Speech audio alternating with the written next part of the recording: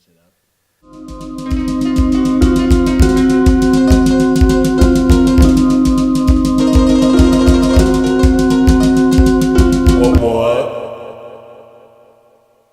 What up, everyone? This is the Aftertouch podcast. It's 2018. It's a new year, which means we got some new awesome guests coming on. It's me, Tyler, and got my boy Taft here. And we have a special guest today. We're super pumped. His name is Gary Robison. Gary, how are you doing? I'm doing fantastic.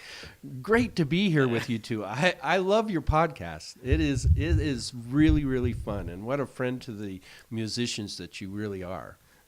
Thank you, Gary. We appreciate it. We like having them on. We like getting different talent on. And yeah, it's cool. We're gonna hopefully have some. We're definitely gonna have some more of the local musicians on for this new year of our podcast.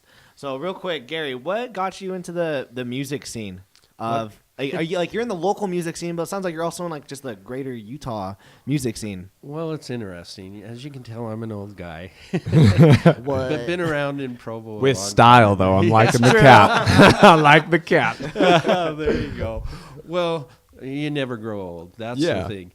When I was going through college, what I did is I booked bands to help put my way through college. There was a place here called the Ice House. The Ice House, what was really cool, in little old Provo, Utah, this was the first place that Styx ever played west of the Chicago. Wow. West of the Mississippi River. And they even say, if you ever go to one of their concerts, they say, this was the first place we ever played in a little town called Provo. And, wow. And you should see where they went from there. They played twice there. Billy Joel played there. James Gang played there. It was amazing. And it was a dance hall. And they'd get, you look at the music scene right now, you might get 200 people to it. They'd get 2,000 people. Where is this place now? It's where the the laser tag show is now down in Provo, across from where the old Sears was. Is it by that Mexican restaurant? Uh-huh. Yep. Okay. Yeah, that's where it was, and it was an icon. It just like Velour is now today. The Ice House had everyone. They had all these local bands, and it was there that I got to know a lot of the musicians and became friends with them. And I got asked to go on tour with one of the local bands. They were going to be the backup band for a guy named Fabian from the 50s. Yeah. And Fabian was trying to make a comeback. And so we traveled all over the country, and I was their light and sound man and ran and got to meet some amazing people out on the road. But it got in my blood. And then all of a sudden disco came out and it killed it. It killed it. I'm like, this is so before my time. So disco, how did they kill it? How did they kill it? Yeah. Okay. With a band, you got usually 5 people you got to pay. Yeah. With a DJ, it's you one got dude. one person. That's true. Yeah. One person. Just get people to to dance. dance. They could do it cheaper. They built what was called Uncle Mario's here and the Star Palace that was here.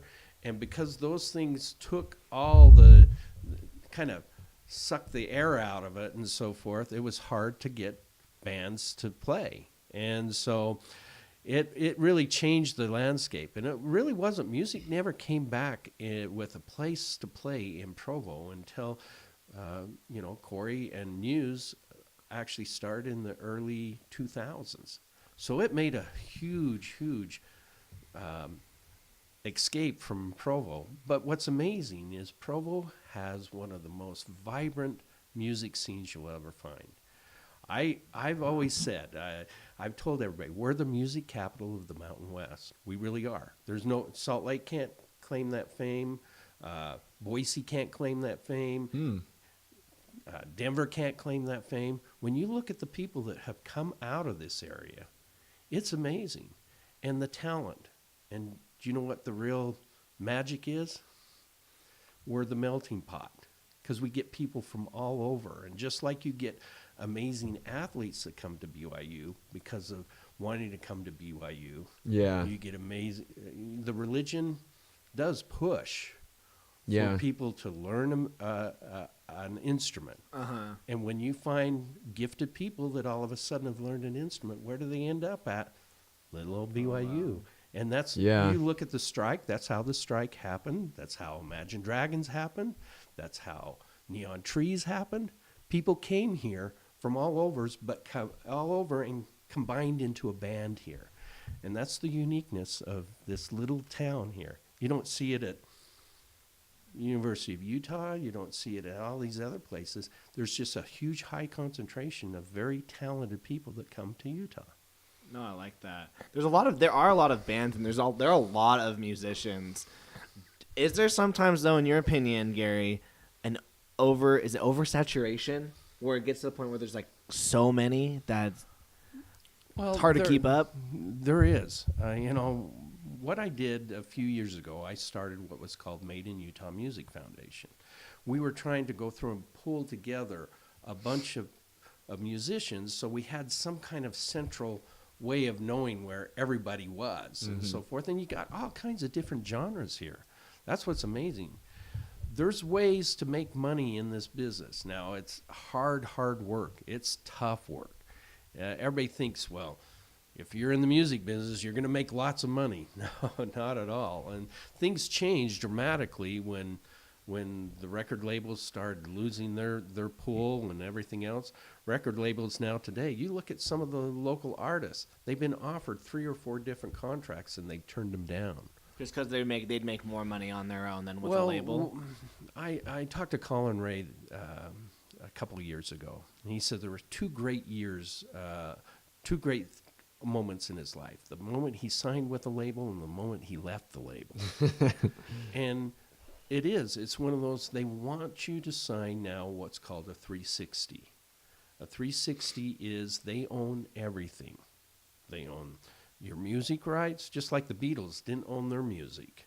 It took him years and years and years to get his music back, Paul McCartney. Well, it's the same thing with this, that you give up your rights to your music, you give up your touring money, you give up your merchandising, you give up all those, and they pay you a salary based upon how much you do. It costs a lot to push an artist. Yeah. They have to, whether you believe it or not, there's payola that goes through that gets your stuff up the ladder. Because a local artist here, if he took his music up to one of the radio stations, wouldn't be able to do it at all. So anyway, that's the thing is there are ways. Things are changing now. YouTube's changed the landscape as far as artists are concerned. They can make money off of putting up a channel and doing a lot of great music. The thing that happens, talent will push through. Talent will always push through. And I believe that to happen. That's what happened with a lot of the people that have been successful out of here. You take Van Hoff, for example, that was the old Van Lady Love. They've got investors that have come in and is that what they're called now, Van Hoff? They're called Van Hoff. Oh, fun fact! I actually, when I lived in Rexburg, I played a show with them when they were. Oh, Van did Lady, you? When they were Van Lady Love. Aren't they a fun group? They're fun, yeah. And it was when they were doing covers.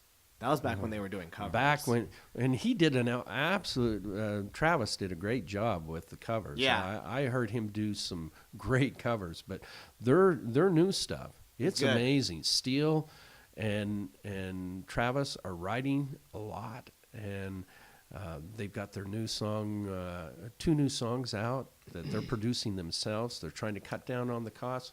It's just like you see in this studio. Everybody has these home studios now that they can produce it for very inexpensive costs, except for buying all the equipment. Yeah, yeah, exactly. So what do you think in your experience with like these new musicians that are in the Provo scene? What would it take for someone to burst through? Because you said that the talent will come out of it. So what is it that makes certain talent better than the other talent? And get them noticed. Perseverance. Okay. It really is. You obviously have to have a certain level of talent. You have to have writing ability. You have to have vision. You have to have the ability to stay with it. I've seen a lot of them very successful, that they can make up to $100,000, $200,000 a year by creating their own little fan base in the Western region that they go through and travel. You see that happening with foreign figures right now. They played Phoenix, they played L.A., they played Seattle. They go on tour. They go on tour, then come back and write. Go on tour and go back out. And they collect fans not just in little old Provo. They got to get fans all over the country. That's where the money starts to happen for them. They got to get. That's where a record label will look at you. Yeah. As if you have a lot of followers looking at you and saying, "Wow, Yeah. you are really something." Some people might give me a hard time for saying this, but I feel like the music here can be cheesy. I'm also Far too cheesy. And that's why I kind of gravitate to music outside of Utah, and especially from Europe. I like the music coming from Europe because they're kind of like weird and quirky, and it's like they have this weirdness to them, but I like that. I'm drawn to that. So I have a question. Just your opinion, what makes music cheesy? What makes Coming music from cheesy? someone, yeah. What makes music cheesy Well, for some and not for others? What happens? I think all label stuff is cheesy. If you go out and listen to who they're pushing out there, they're remanufacturing Beyonce 10 times over. They're remanufacturing all their people. When Isaac Russell was signed with Capitol, they said, "We want to turn you into the next Bruno Mars." And guess what? He says, "That's not me. I'm not being true to myself." And so there are, that's why it's been a while since we've seen a new one break out of here, is because sometimes there's a tendency with producers around here to produce the same sound. Mm-hmm. They're competing, and you get a little bit of the same sound. But there's amazing stuff being written every day. Yeah. That's what's phenomenal. I would say listen to, a Spirit City. Listen to Isaac Russell's new band, Uncle Remus. Uncle Reno. I say Remus. Uncle Reno. I thought you were going to say Uncle Rico from Napoleon Dynamite. Hello, Uncle Rico. Hello. Uncle Rico. There you go. No, there's some fun things that are happening out there. And, there is. What we got to do is open those channels from people hearing all that stuff. And you'll see those influences happen with some of our artists, too. Do you think a big part of it is authenticity? Because I feel like for me, that's what makes a lot of music cheesy, is like it's too glossy and almost trying to be too... It's almost too much. This might sound crazy, but too pleasing. Mm-hmm. That might sound crazy. Not edgy. Yeah. Well, but I'm not saying it has to have vulgar lyrics, but they're not really pushing the boundaries of what music can be. They're just sticking to the same old stuff over and over, like you were saying. Well, here's what's happened. You think about it. You think about all the transitions in music that's happened, from rock to country rock to hip hop to grunge to all this stuff that started to come out. Think about, when was the last time you heard of a thing like when Nirvana came out with grunge? Yeah. That it swept. It swept because it was something, just like you said, it was something new, something different, something edgy. We haven't had a new genre come out. That's true. Think about it. There's not a. It's because the record labels are going through and recycling the same old stuff. So I think a lot of since listening to like Taft's music, because my music was like really mainstream, like punk rock and pop rock. Listening to like Taft's music, now most of my taste because I love rock music, is I tend to not like the mainstream pop rock music anymore, because I'm just like, this is just the same band over and over and over, and it's fun to find those bands that are pushing, what can we do with music? There are so many millions of different kinds of instruments. What can you do to take it to the next level? I'm trying to think of like a musicians like in what are some musicians you think in Provo or in like or just in the area that are trying to push the limits? Because like you said, we haven't had a Neon Trees or Imagine Dragons come out of here lately, but they were pushing the limits. What reminded me is that I've been down at. I've got a friend that owns a vinyl record store, and it's a throwback. Where's it at? It's down in Provo called Platinum Sports. He's actually my partner in Musiccon. Oh, dang. And I'll have to check that out. Vinyl, that's what's amazing. Do you know what I'm seeing more and more people wanting to do is go back and hear the old stuff. Yeah. Because here's what's happened. What I think the record labels did it to themselves, because here's what happened. You'd have, like, you take Pink Floyd's Dark Side of the Moon.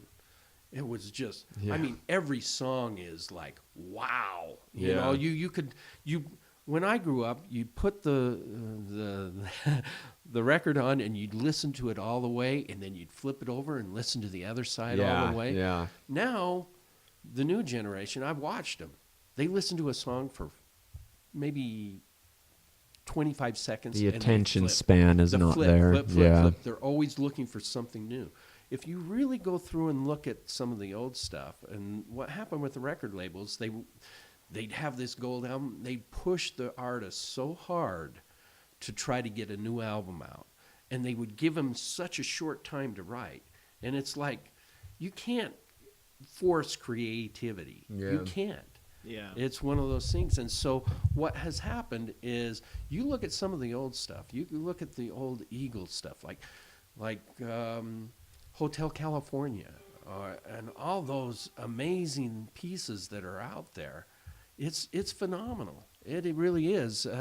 And we're seeing a lot of people gravitate back to the old stuff. They're coming in and asking for, I want to hear some jazz. I want to hear some of this other stuff that they're tired of what, Wall Street with all the big labels are pushing at everybody. They're getting tired. Isn't it because, what'd you say, like, because like back then the whole album had to be good. The whole album had to be good. Tap, this is going to... Now it's like one hit wonder. Tap, this is going to grind your gears. Yeah. You ready for this knowledge? Absolutely. So, when Apple started iTunes, they were like, a lot of musicians were like, how come you can buy the song separately? And they go, oh, well, some people just like want that song. They go, no, the whole album is like, it's a story. We want them to have the whole album. And Apple was like, well, we're not doing that. And that's when singles started becoming a big thing, is with Apple. And Apple had a lot to do with the demise of the music industry. It did. I know that. Look at we are not big fans of Apple, even though we have Apple products. We have Apple products, but we don't like them. Well, you look at this. If your record went platinum, okay, back in then you'd sell an album for $14.99. 1 million albums. Guess what? That's $14 million. Nowadays, it's a song that goes platinum. It sells for 99 cents.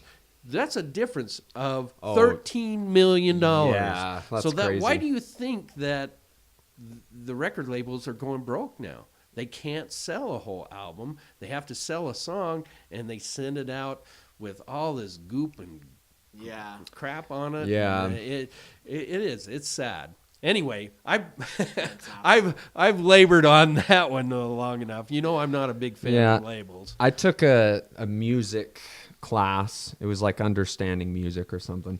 But they said that the first album to kind of do that, to be it was like its own thing, not just each random songs, but all the songs weaved together, was Sgt. Pepper's Lonely Hearts Club. Is that what it's called? The Beatles? It's just called Sgt. Pepper. Yeah. Mm-hmm. But they were one of the first to do that, to make an album that was like a story from front to begin to end. Yeah. And think of that album cover. That album it's cover crazy. Was phenomenal. Yeah, it's awesome. You don't see the art anymore. Yeah. You don't see the art anymore. That's what you would do when you buy a vinyl. you'd open it up and you'd go through all the pages and see who wrote the songs, and that's how you knew who was in the band, and Yeah, everything else yeah. is because of an album. Yeah. People They kill that. they used to put those things in video games, the little manuals. Oh, They'd come, I was talking with my brother. yeah, like, booklets Yeah. that you could read and enjoy when you got the Yeah. game. Now it's just here's the disc, No, It takes away the experience Yeah. of it for sure. There's a band that I listen to. Their name's Enter Shikari. They're like before they say on their website like we've been abusing genres since 2000 something because they just don't have a genre. And I really like them. And actually, going with what you said, the story, all of their albums are connected. So so all their songs like end, and then their album will close, and then the next song on the new album will pick off right where the last song in the last album went. So you can listen to every album just one straight go because it's an experience. Yeah, and they're not yeah. trying to sell this one song; they're trying to sell the whole album. No, I like, guys, the oldies. So Musiccon, Gary, because let's get back to the positivity. Yeah, the positivity. Well, we've got one of the most unique pieces. We're taking something from that people have understood as being new in the new piece, which is a con. You consider Comic Con and Fantasy Con and Fan Con and all the cons that are out there. And, I started thinking, why couldn't we do the same thing with music? Yeah. I mean, music is more universal. Music Yeah. is, Everyone likes music. Yeah. well, you think about it. You get in an elevator, you're going to hear music. You get in your car, what do you listen to? Music. You're at home, the jingle, whatever. Yeah. But what's amazing about music can take you back to a time and place. It's a memory tag Oh, in your totally. mind.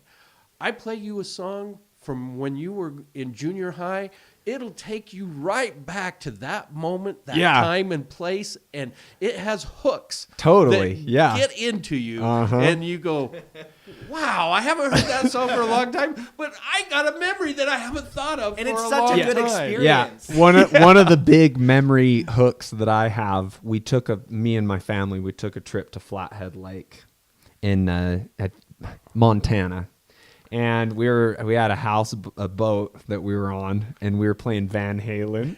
Why can't this be love? I love it. Like, we were like jamming, and that was like our tune for the week because we were on the boat. And now, when I think of Eddie Van Halen, "Why Can't This Be Love?" It takes me back to that memory. So it's true, That's what we really theme this thing as is music can take you back to a time and place from the very first chord. Yeah. And it is. We've got some of these people from 1985. What's unique about the Musiccon, we've got people from the 70s, 80s, 2000, and 2013. We've got every genre almost that's coming to this. Yeah. There's something for everybody in Musiccon. Musiccon's going to be on February 2nd and 3rd at the Salt Palace.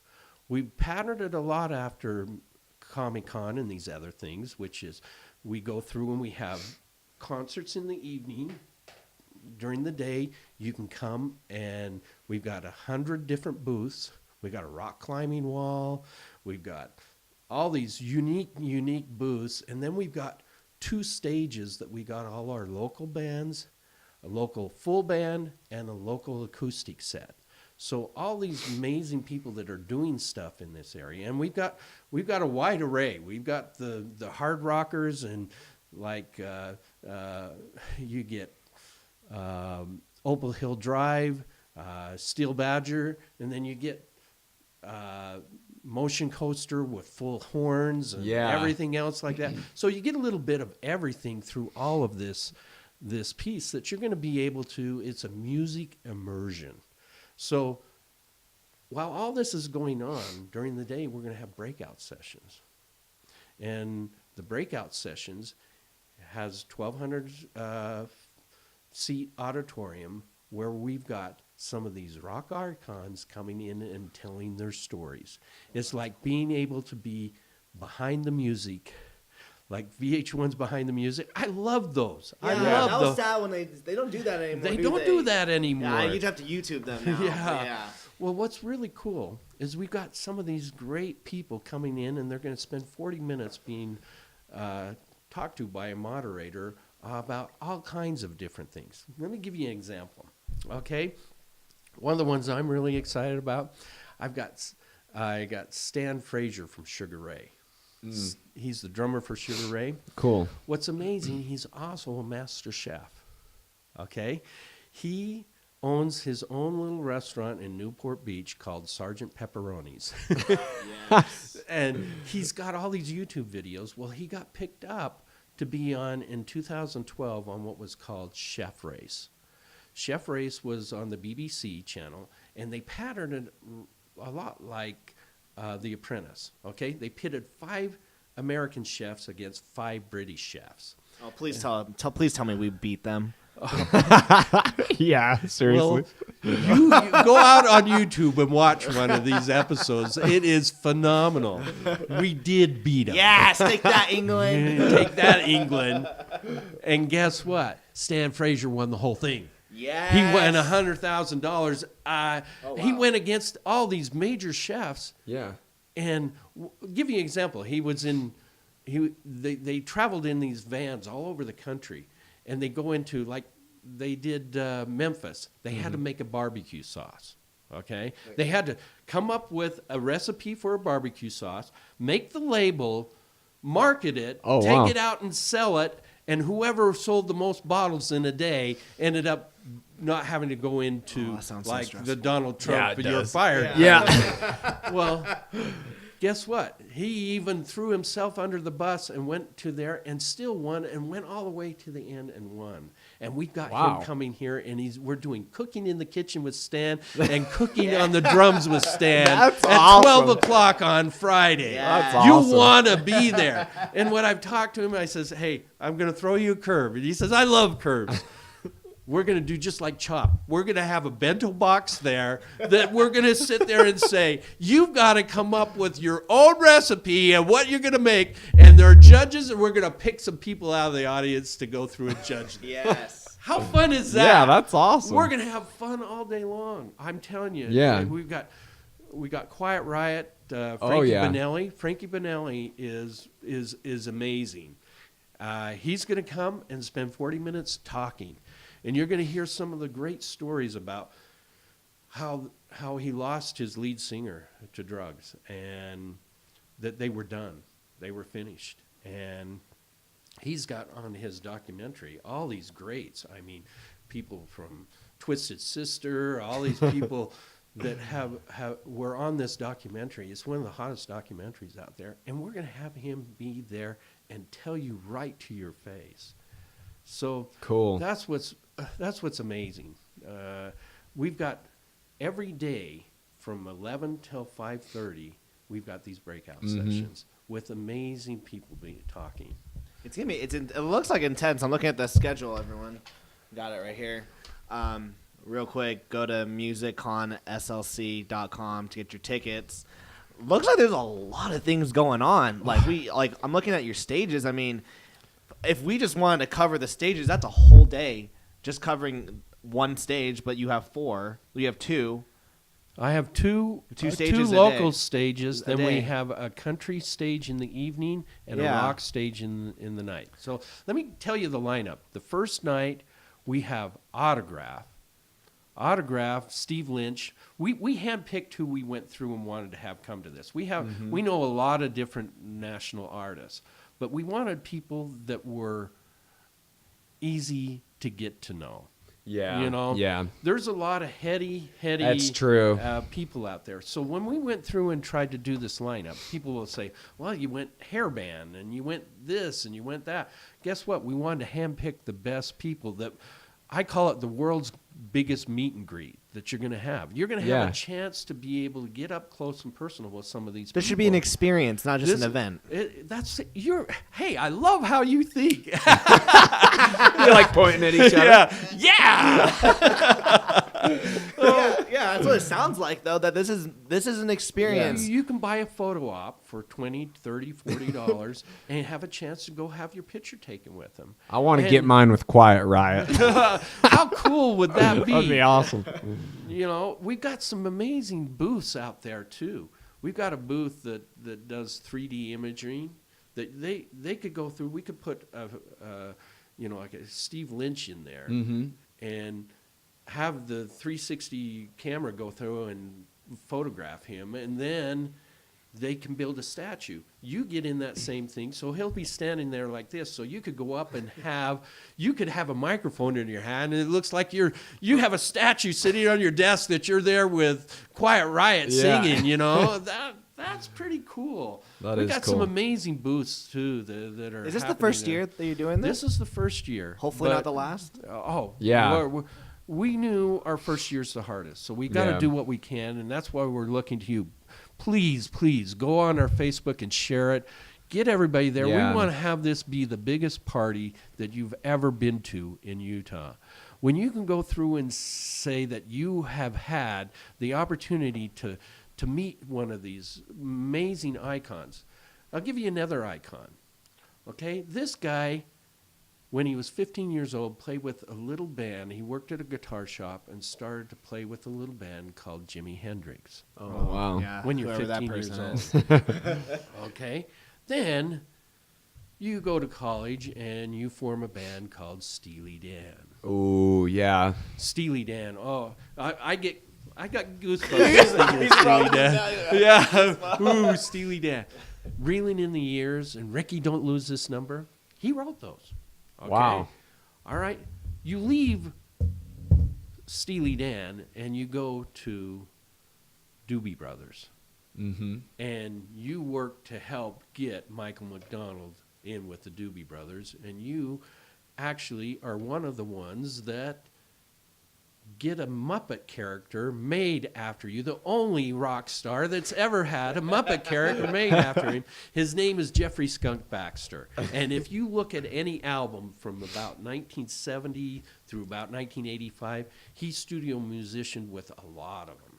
And he toured with a lot of people. He's played with Elton John. He's played with Joe Walsh. He's played with all the greats. He's been on tour with them. I mean, he is an icon, and he's coming to Musiccon. Cool. And you're going to hear some stories with him. That's what's really fun. That's awesome. So for our viewers, for the Facebook page, would they just look up Salt Lake Musiccon? Or it's what's the Musiccon exact? SLC. Musiccon SLC. Our website is musicconslc.com. That's what our tickets are all online. Yeah. We're not a Smith Tix or anything Yeah. else. We're like all the cons up there. We use GrowTix to do our tickets. You can go through and download it to your phone. You simply get in with the admission with your barcode on your phone. Cool. And that's what's really cool about this. Yeah, we'll definitely be putting a link on our site. And I on appreciate sharing that. I can always use that. So I'm looking at so like a big thing that it's really cool that you've done for Musiccon is that you have these local stages that you're giving local talent the opportunity to come. This is probably a really big experience for some of these for this talent. Well, it is, but it's a two-way street that we've reached out to them. What's really cool, what we've done is we've gone to each of these artists and said, hey, it's costing us a fortune to bring in all these people. The Salt Palace alone is a huge downstroke. So we got to get as many people as we can to this thing. But we told the artists, help us sell tickets, okay? We'll go through anybody that goes to any of our local artists' page, get 10% off with using their promo code. And then every ticket that they sell, we give them a portion of that ticket. So that's how they get paid to be on stage with us. So it's a two-way street. We're trying to help them, and they're trying to help us. Yeah. I look at it. This wouldn't be complete unless we had our local artists. Mm-hmm. It just wouldn't.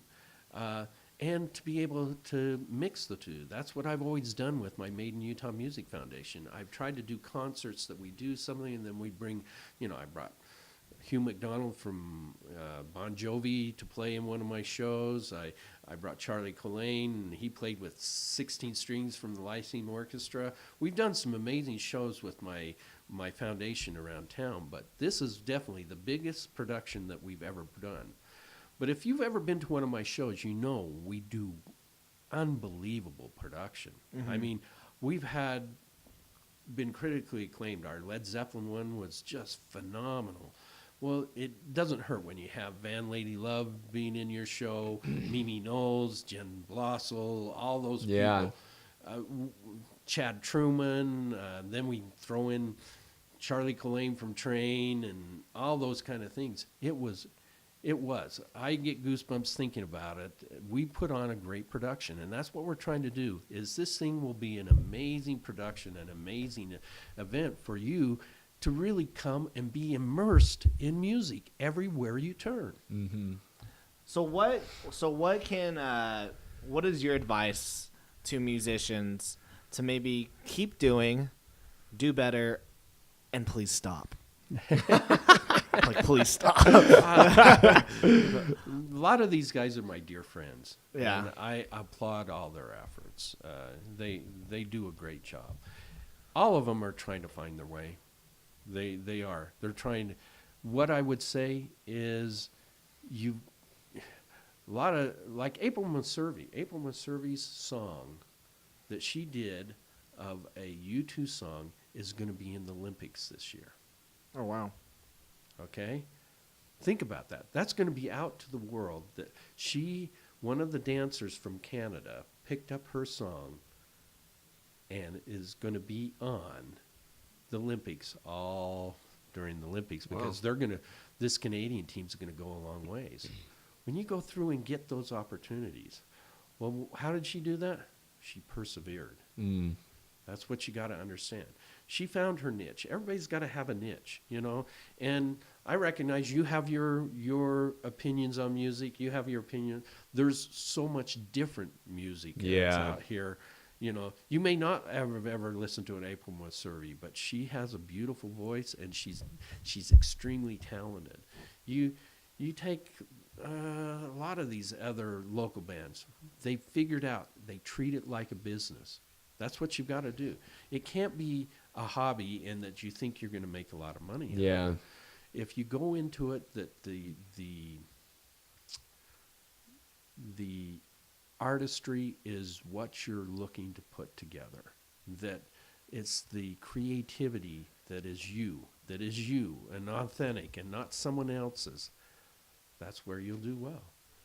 I can honestly say I watch the people do their stuff, and everyone will have a different channel that they'll go through and get business off of. You look at little Aaliyah Rose. She's got over 1 million people to her website. 1 million. 1 million. When you can get to that level, then there's some things that you can go through. You can say no to all these people. One of the biggest problems that happens in this area, everyone is expected to play for free. Yeah. Yeah. And you can't eat exposure. You can't eat exposure. But you also you look at for those moments and those times that give you a lot bigger exposure than what you can get at playing at a bar mitzvah or whatever it is that you're looking to play at. You pick and choose, and I can tell you some of the top artists will only play once every 3 months in this area. Once 3-4 months. There are some artists that what they do is they go out and overplay, and guess what? They're no longer special. Yeah. You've seen them so much. You've seen them so much. You look at, like the Strike. You've had Marcus in here. Yeah. You look at where they've gone. What did they did? They booked a tour to China. Yeah. Yeah. You know, that's thinking outside the box. That's someone that's moved to that upper level that you're going to go through and see them be very, very successful. They've done what they've had to do. They played with Justin Bieber down in L.A. They've done some things. They're always looking at it and looking at it as a business, and that's what you've got to go through and do. Is you got to consider it a business. Do you find a lot of artists locally are like, I've got the talent, that's all that's important. They don't think about the business side of it. They'll forever be here locally, and they're good. Hey, everybody has to decide how much they want to sacrifice to do this. That's it's true. a sacrifice. Yeah. You know, and you think about anybody that someone gets out of school and goes to top 500 Fortune 500 company. They work hours and hours and hours and hours and hours, and they have to dig it out to move up the ladder. It's no different in music. You have to gut it out. Mm-hmm. You have to. You have to eat a lot of crow. You have to do a lot of stuff. You have to do stuff. You say, I won't do that again, and you learn from your mistakes. That's what it's all about. So what's your maybe like big advice you can give to like someone who is like on the edge, like do I try this out? Do I go for it, or even like all the musicians around here in the local scene? What's your biggest advice? Because Provo's so interesting. It is. It's saturated. It is saturated. I can tell you, I have people that come all the time and say, "Hey, Gary, will you be my manager?" And I've said, you know, what can I do for you? You know, you got to look bigger than just me here. Yeah. You know, sure, I have some great connections, and sure, I have some ability, but do I know how to take you from here to there? Probably not. It's like that thing you do. You looked at Tom Hanks finding people, and then he turned it. Some guy helped him first get their first thing on, and then he turned him over to Tom Hanks, and Tom Hanks turned it over. Yeah, you got to find the people that get you where you want to go, and you got to define who you're going to be. One of the biggest problems I have is a lot of these people have no identity. They try to do so much of this. They try to do so much of this. We don't have variety shows anymore. You're not going to get on a Carol Burnett show or a Tommy Smothers or whatever doing what you're doing. That's not what's out there. You got to find where your niche is going to be and work on your niche. And also, I think prove yourself. I've had a lot of people like I do a lot of artwork, and I'm not saying I'm like the greatest and most amazing, but I've had I've had good enough success for the work I've put out, and I've had like a lot of people go, "Hey Tyler, I'd like to work with you," and I'm like, "Why?" And they go, "Well, you've done A, B, and C, and you know A, B, and C." I'm like, "Hey, but you haven't, and like I'd love to work with you. You're a cool friend, but like you, at that point, it's like using like when they come to you, like Gary, will you be my band manager? It's only because like you got the connections, you know this, but they think, oh, if I can get Gary, he's gonna like lead me. But you're like, hey, listen, you got to put in the work yourself. Yeah. Well, that's true. There's some extremely talented people here, and I listen to Chris Crabb's voice. Wow, no matter where he ends up, whatever he does, he's got the goods. He really does. He's driven. He is very, very driven, and he's smart. I look at Steele and Travis Van Hoff. They look at this as a business. They grind it out. They have so much time that they're practicing, so much time they're writing, so much time, and they say we're not going to perform from here to here because we're going to be writing. It's going through and looking at those disciplines that's going to make you, whether you are a top rate or you're just a ever ran, you're just the same old recycled piece. Yeah. I have a question for you, Gary. Uh-huh. Have you ever listened to a piece of music and at first it was kind of not pleasing immediately and it challenged you, but you gave it a chance and you got to the point where you just fell in love with it? Well, I can tell you, yes. When I was young, I didn't know what was great music. I didn't know what was phenomenal. I listened to the radio, and whatever radio played is what and so when Pink Floyd came out with Money was just a huge hit off of that album. And I bought the 8-track. It's an 8-track Yeah. back then, guys, and an album. 8-track. And I'd always switch to money and listen to money. It wasn't until all of a sudden you just left it and you listened to the whole thing through that all of a sudden the studio work in that is amazing when it goes from this ear to this ear and back to this ear. And So they've panned it great, and stuff. great gig in the sky where all of a sudden that girl's voice is just, it's piercing. It's amazing. They did so many unique pieces. That's because of Alan Parsons. Alan Parsons was their producer on that, and he did such a wonderful job on that.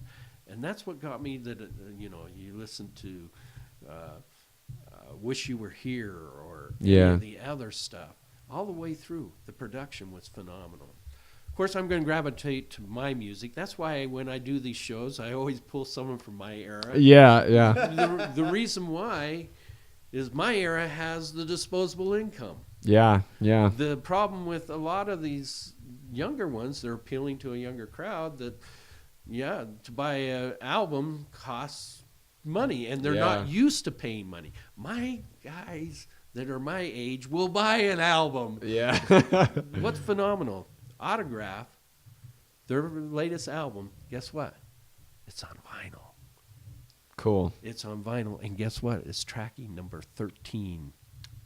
Wow. 13 in the rock arena. That's cool. That's what's amazing.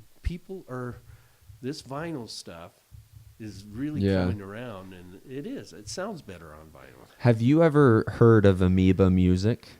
I haven't. It's a famous CD and record store in San Francisco. On YouTube, you can look up Amoeba Music, What's in My Bag, and they get famous musicians and artists that go into the store, and basically what they do is after the musician looks through their extensive collection, they share with what's in their bag, what they've bought, like whether it's a vinyl or a so CD. fun. It's awesome. Isn't that fun? You can see, like, and you what can they- see what other musicians, what their taste is, and I've learned about bands through that. Well, that's what's interesting at Musiccon. Guess what? Platinum Sports is going to be there with all their vinyl records. So everybody's going to have a chance to go through and thumb through. Those are fun and to look through. Find some of these great old albums that are out there. It is. I remember going to the record stores. I Odyssey Records in Las Vegas. They were open 24 hours, and they when they opened the store, they took the key and threw it out in the middle of the road, and the asphalt ran over the top of it because that was their claim to fame. They were never going to be closed. Never going to be closed. And it was an experience. You would go to the record store as an enjoyable, wonderful thumb through, try to figure out who you want to listen to. They'd put it on for you and let you listen to it. I mean, it was phenomenal. That's cool. It was cool. When was the last time you bought an album, Taft? A CD? Yeah. It was before my mission. It's been Yeah. a bit since I've bought a CD, but it was probably 2012, 2013. Like a physical CD? Yeah. Have you Physical. downloaded like albums or? I have. I can't think of the ones I've downloaded off the top of my mind, but Oh. it's true. Like you hear like one hit wonders or singles and that appeal to you, but What do you think of stuff like Spotify and like Apple Music, where it's like subscribe for $6 and you can listen to all the music you want for a month? Sadly, that's the way everything's gone.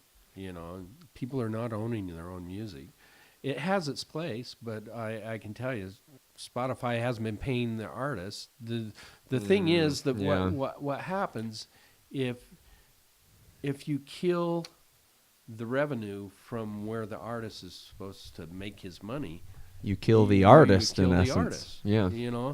That's one of the things that trust me, I get music thrown at me all the time, but I still go out and buy music. Yeah. I will buy music because it's what I want to listen to. I'm sure your And- collection is massive. Yeah, if I pulled out all my vinyl, you'd go, "Wow, who's this? Who's this?" That's cool. And that's what's amazing. And I went down and I bought 10 albums at this Platinum Sports simply because, I haven't heard this one in a long time, and I used to own this one. And over the years, it's gone from 8-track to cassette to CDs now to digital. You know, you look at all the trail. I spent thousands and thousands and thousands of dollars on music, and I'm glad I did. Yeah. Because guess what? That's part of me. When I own that, I feel like I've done something to return the favor for the great music that I've had. Yeah, so everyone stop like freaking pirating music. Yeah. Dirtbags. Dirtbags. Well, Gary, thanks for being on. Everyone, Musiccon. Salt Lake Palace Convention Center, February 2nd and 3rd. Go get your tickets at musicconslc.com. Go to their Facebook page. It's Musiccon SLC. Gary's going to be there. There's going to be Quiet Riot, Autograph, Billy Dean, Pat Swenson, a bunch of other cool artists, both local and big. So, Gary, thanks so much for being on. Oh, hey, thanks for having me. This was a fun hour. That's what makes this, just like you say, the talent flows through. This is a fun show. So people will come back and watch this time and time again. So thanks. Thanks, Gary. We Gary. appreciate it. Appreciate it.